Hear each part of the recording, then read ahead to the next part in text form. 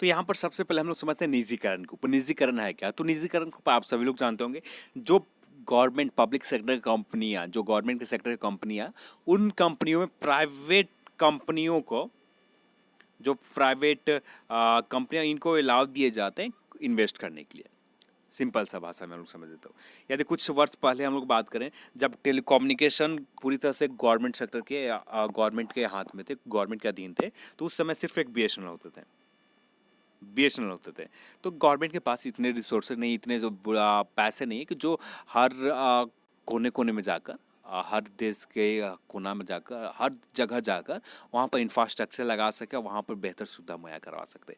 तो गवर्नमेंट के पास इतने पैसे नहीं है, इतने रिसोर्सेज नहीं है, तो यहाँ पर निजीकरण कर दिए गए। निजीकरण यानी प्राइवेटाइजेशन कर दिए गए। जब प्राइवेटाइजेशन किए गए तो यहाँ पर आपके सामने एयरटेल, एमटीएनएल, बहुत सारे कंपनियाँ हैं, जो आप, उन कंपनियों ने आपके एरिया में, आपके हर देश के हर कोने को जगह जगह जाकर अपना इंफ्रास्ट्रक्चर लगाया। इंफ्रास्ट्रक्चर यानी बुनियादी ढांचा लगाया, और लगाने के बाद उस चीज़ से मुनाफा कमाया। तो प्राइवेट कंपनियां का मेन जो कोर सिद्धांत होता है, मूल सिद्धांत होते हैं मैक्सिमम प्रॉफिट कमाने के लिए। अब हम लोग बात करते हैं यहाँ पर रेलवे की प्राइवेटाइजेशन करने की ज़रूरत क्या पड़ी है। क्योंकि आपको वीडियो को थोड़ा ज़्यादा लंबा नहीं करूँगा, कोशिश करूँगा कि बहुत जल्दी कंप्लीट कर दूँ। यदि हर पॉइंट के ऊपर बात किए जाए तो वीडियो बहुत ज़्यादा लंबे चले जाए। प्राइवेटाइजेशन करने की ज़रूरत क्या पड़े? तो रेलवे के पास अभी के जो हालात है, रेलवे को ऑपरेट करने के लिए कोस्ट पूरा पूरी तरह से ऑपरेटिंग करने के लिए भी रेलवे के पास कोस्ट पूरा नहीं हो पाता है। अब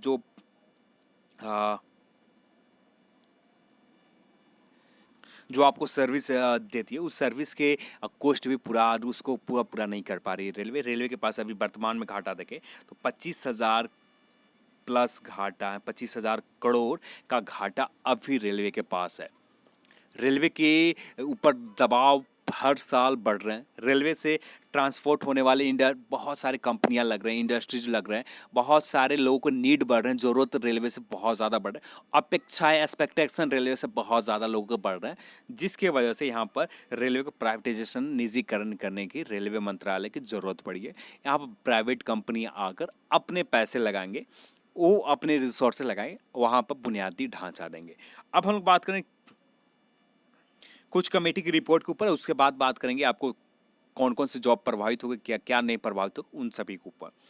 तो यहाँ पर फर्स्ट जो कमेटी गठन किए गए थे, विवेक देबोराय कमेटी, यहाँ पर इन्होंने कहा था कि no privatization of Indian railway but allowed in the railways project.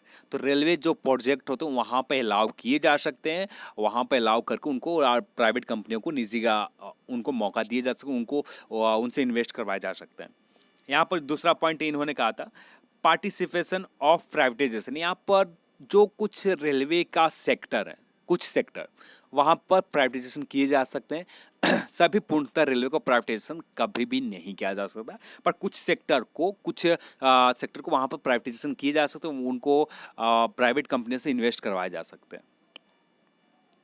दूसरी कमेटी थी काकेदार समिति, इन्होंने कहा था सुरक्षा संरचना संबंधी ढांचा को बेहतर करना, जनशक्ति उचित प्रबंधन हो। जितने भी रोजाना रेलवे के ऊपर प्लेटफॉर्म, रेलवे के ऊपर बहुत ज़्यादा लोड बढ़ रहे हैं और लोग बहुत ज़्यादा हैं, उनको इंफ्रास्ट्रक्चर, उनके लिए उचित प्रबंध हो। वहाँ पर लोग, जैसे किसी रेलवे स्टेशन के ऊपर जाइएगा, आप जब पहुँचते हैं वहाँ पर आपके रात भर ठहरने के लिए जगह भी उपलब्ध नहीं होता।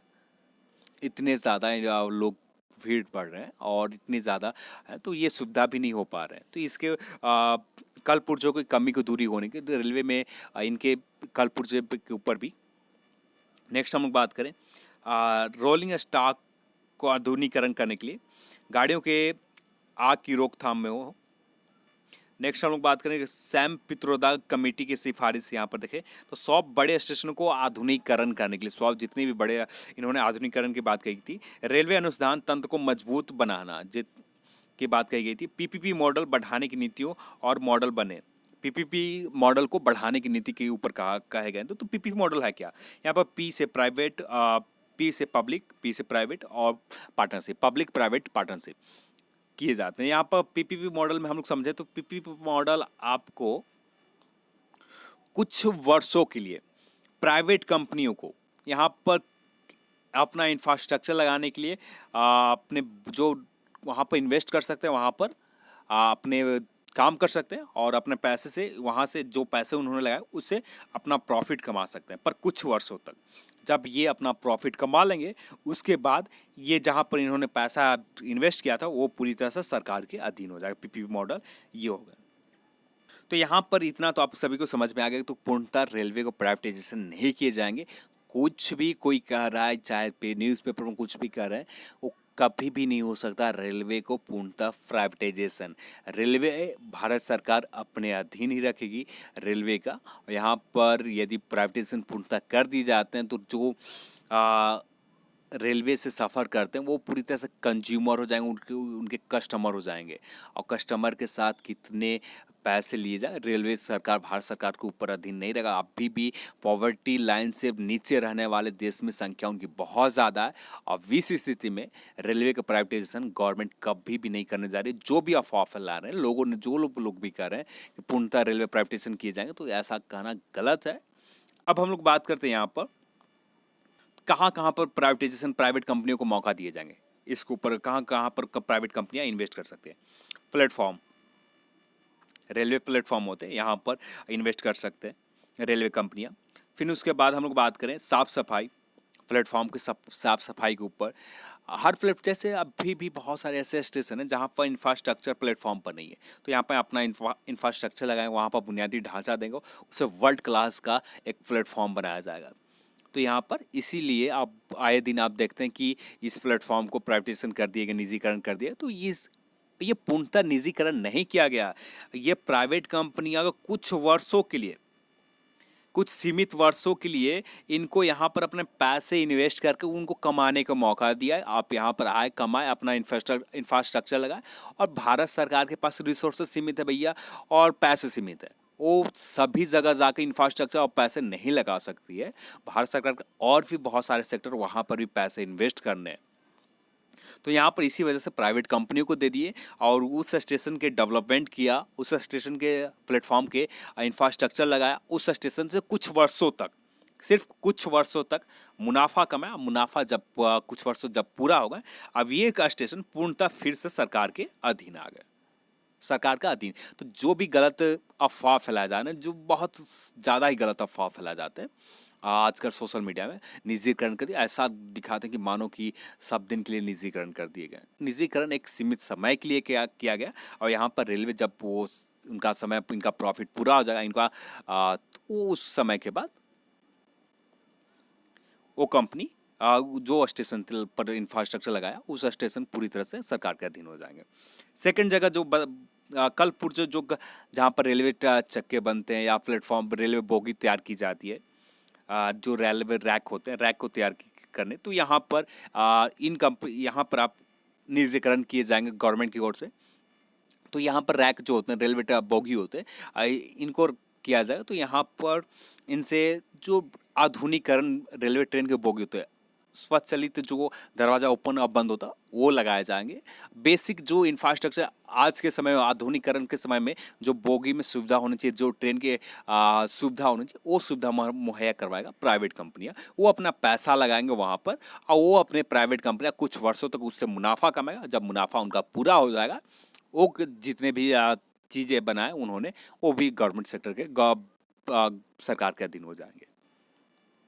चलिए, यहाँ से आप इतना तो समझ गए होंगे कि प्राइवेटाइजेशन से क्या लाभ है रेलवे का, क्या नुकसान है। नुकसान क्या आप सभी को बता देता हूँ। नुकसान सिर्फ इतना ही है रेलवे का। कुछ वर्ष पहले पूर्णतः हबीबगंज स्टेशन है, वहाँ पर पूर्णतः रेलवे प्राइवेट स्टेशन है, पूर्णतः रेलवे यहाँ पर प्राइवेट का स्टेशन कर दिया। तो यहाँ पर सब कुछ तो रेलवे के अधीन थे। जैसे रेलवे टिकट काटा, रेलवे के जो ट्रेन के टिकट प्राइस थे वो रेलवे के अधीन थे। रेलवे सुरक्षा की बात की गई, ये भी रेलवे के अधीन थे। परिचालन भी रेलवे के अधीन थे।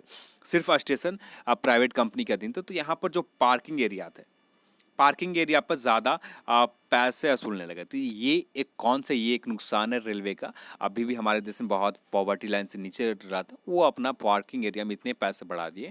तो ये सरकार के ऊपर ये कुछ भी नहीं रह जाता कि सरकार प्राइवेट कंपनियां का कहे कि भैया आप पैसे कम कर सके।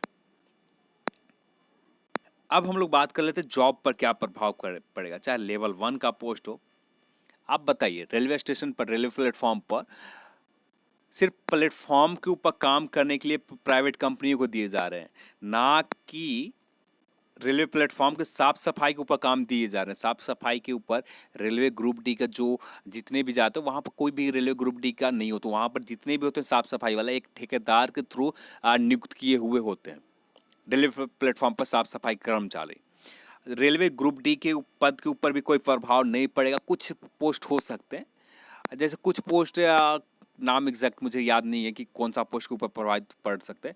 मैंने बहुत सारे रेलवे ग्रुप डी में पोस्ट, उनमें से एक दो पोस्ट के ऊपर प्रभाव पड़ेंगे, बाकी किसी भी पोस्ट के ऊपर रेलवे ग्रुप डी के ऊपर प्रभाव नहीं पड़ेंगे। उनका काम अलग है, रेलवे केबिन के ऊपर काम करना उनका अलग है। तो यहाँ पर किसी भी प्रकार के प्रभावित नहीं होगा रेलवे लेवल 1 के पोस्ट के ऊपर। सेकेंड बात करें रेलवे एएलपी एंड टेक्नीशियन के पद, तो इनका भी काम अलग है। रेलवे एएलपी यहाँ पर रेलवे जो भी चलाएंगे रेलवे ट्रेन, तो वो भी एक गवर्नमेंट सेक्टर के आदमी, सरकार के आदमी ही चलाएगी रेलवे।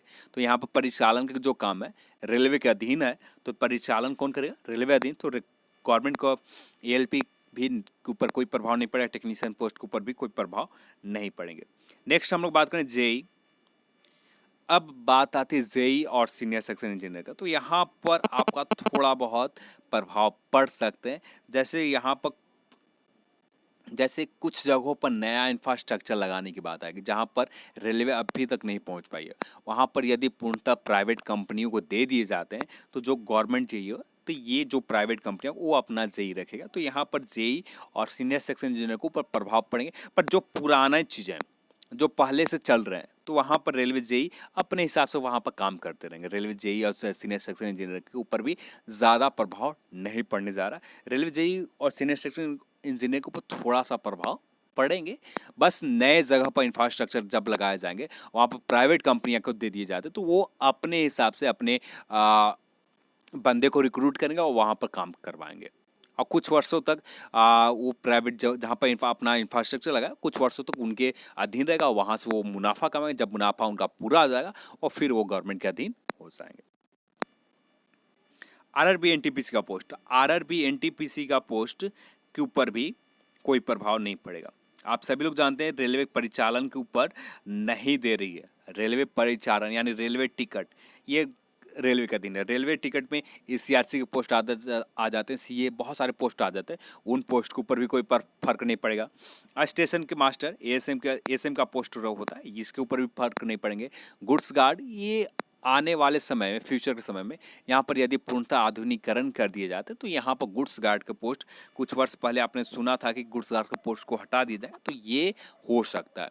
पर जो मालगाड़ी होते हैं, जो गुड्स को ढोते हैं, यहाँ पर गुड्स को जो ढोने वाले ट्रेन होते हैं, इनके ऊपर नहीं फर्क पड़ेगा। यहाँ पर गुड्स गार्ड को यहाँ पर काम रहेंगे, सब दिन यहाँ पर काम रहेगा। यहाँ पर गुड्स गार्ड के यहाँ पर रिक्रूट होंगे, पर कुछ जगहों पर गुड्स गार्ड के पद हटाए जा सकते हैं। यदि सीधे तौर पर कहें तो मैक्सिमम अधिकांशतः कोई प्रभाव नहीं पड़ने जा रहा। जो पहले से रिक्रूट होते थे, जो पहले से रिक्रूट हो गए, उनके ऊपर भी कोई प्रभाव नहीं पड़ेगा। पर नए जगहों पर अपना इंफ्रास्ट्रक्चर लगाती है प्राइवेट कंपनियां, तो वहाँ पर अपने हिसाब से प्राइवेट कंपनियां अपने बंदों को नियुक्त करेगी और वहाँ पर अपना काम करवाएगी। अब प्लेटफॉर्म की बात करें तो सिर्फ प्लेटफॉर्म को वहाँ पर साफ सफाई, वहाँ पर अपना बेसिक इंफ्रास्ट्रक्चर वहाँ से कमाने के साथ वहाँ पर ऐड के थ्रू, अपना ऐड के थ्रू लगा सकते हैं। वहाँ पर जो मार्केट होते हैं, मार्केट के थ्रू कमा सकते हैं प्राइवेट कंपनियाँ। तो कुछ सेक्टर का वहाँ से कमाते हैं प्राइवेट कंपनियाँ, उन जैसे पार्किंग एरिया से कमा सकते हैं। तो ये अपना प्राइवेट कंपनियाँ इन जगहों से अपना मुनाफा कमाए। उसके बाद तो आप लोग निश्चिंत रहें, कुछ भी फ़र्क नहीं पड़ने जा रहा। कुछ माइनर फ़र्क पड़ेंगे जो आपको प्रभावित नहीं करेगा। जो पहले से रिक्रूट है उनको प्रभावित नहीं करेगा। पहले से जितने भी रिक्रूट हैं उनको भी कोई प्रभावित नहीं करेगा, और जो अब भी रिक्रूट होंगे उनको भी कोई प्रभावित नहीं पड़ेगा। प्रभाव नहीं पड़ेगा कि यदि रेलवे को प्राइवेटाइजेशन कर दिए जाते हैं, कोई प्रभाव। और रेलवे का प्राइवेटाइजेशन कभी भी पूर्णतः नहीं किए जाएंगे, पर कुछ सेक्टर को प्राइवेट कंपनियों को दे दिए जाएंगे। वहाँ पर इन्वेस्ट करेंगे, अपना इंफ्रास्ट्रक्चर लगाएंगे और अपना सुविधा मुहैया करवाएंगे, और कुछ वर्षों के लिए जब मुनाफा उससे कमा लेंगे, वो कंपनियाँ छोड़कर चली जाएगी और पूर्णतः वो गवर्नमेंट के हाथ में अधीन हो जाएंगे। उम्मीद करते हैं प्राइवेटाइजेशन के ऊपर जो भी रूमर्स हैं, जो भी अफवाहें थे, इनके ऊपर आपके सारे डाउट क्लियर हो गए। और जो भी आपके प्रश्न आ रहे थे क्या इससे रेलवे के पोस्ट के ऊपर प्रभाव पड़ेगा, तो आप इससे समझ गए होंगे कोई प्रभाव ज़्यादा नहीं पड़ेगा कि जिससे रेलवे के पोस्ट के रिक्रूटमेंट आना बंद है, ऐसा कुछ नहीं होने जा रहा। चलिए आज की इस वीडियो में इतना ही। यदि आपको वीडियो पसंद आया तो लाइक करें, शेयर करें और साथ में चैनल को सब्सक्राइब करें। जय हिंद, जय भारत। हेलो फ्रेंड्स, हाल के कुछ दिनों में हम लोग देखें तो रेलवे के निजीकरण के ऊपर बहुत ज़्यादा प्रश्न पूछे जा रहे हैं। रेलवे के निजीकरण के ऊपर बहुत ज़्यादा अफवाह भी है। जैसे आप नेट के ऊपर जब घूमते हैं, नेट के ऊपर देखते हैं, तो वहाँ पर भी बहुत सारे आर्टिकल मिल जाते हैं रेलवे के प्राइवेटाइजेशन के ऊपर, निजीकरण के ऊपर। यहाँ पर बहुत सारे अफवाह भी देखने को मिलता है कि जैसे ग्रुप डी का रेलवे के हिस्सा नहीं रहेगा, जैसे क्या प्रभाव पड़ेंगे रेलवे के रिक्रूटमेंट के ऊपर, जैसे एएलपी का पोस्ट के ऊपर हम लोग बात करें, टेक्नीशियन का पोस्ट के ऊपर बात करें, जेई का पोस्ट के ऊपर बात करेंगे, या आरआरबी एनटीपीसी के ऊपर क्या प्रभाव पड़ेगा, इनके रिक्रूटमेंट पोस्ट के ऊपर क्या प्रभाव पड़ेंगे, इसके ऊपर बात करेंगे। आप सभी से एक ही रिक्वेस्ट है, इस वीडियो को शुरू से अंत तक देखें, थोड़ा सा लंबा होगा। जितने भी आपके डाउट होंगे निजीकरण के ऊपर, प्राइवेटाइजेशन के ऊपर, सभी डाउट आपके इस वीडियो में क्लियर हो जाएंगे, जो भी डाउट हो आपका। चलिए इस वीडियो को स्टार्ट करते हैं। स्टार्ट करने से पहले आप सभी से एक रिक्वेस्ट है, अब भी आप पहली बार इस चैनल को विजिट कर रहे हैं तो चैनल को सबसे पहले सब्सक्राइब कर लें, नोटिफिकेशन बेल आइकन पर क्लिक कर ऑल नोटिफिकेशन को इनेबल कर लें, जिससे आपको सारे प्रकार के नोटिफिकेशन आपको प्राप्त हो सके। और वीडियो को लाइक करना बहुत जरूरी है, लाइक भी करें और शेयर भी करें।